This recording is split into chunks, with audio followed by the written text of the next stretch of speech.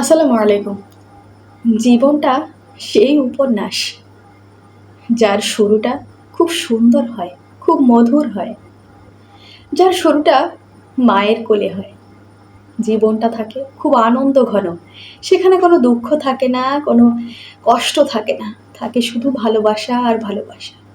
কিন্তু যখন একটু বড় হই, আস্তে আস্তে নিজেদের দায়িত্বটা নিজেরা নিতে শিখি, একটা সময় গিয়ে জীবনটা খুব দুর্বিষহ লাগে।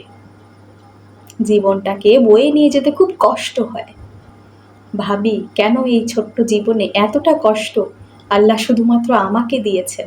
কিন্তু না, এই জীবনটা অনেক সুন্দর। জীবনটাকে সুন্দরভাবে উপভোগ করার চেষ্টা করুন, তাহলে দেখবেন সত্যিই জীবনটা খুব সুন্দর।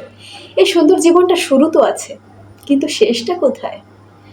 এই জীবনের শেষটা কিন্তু কেউ লিখে যেতে পারে না।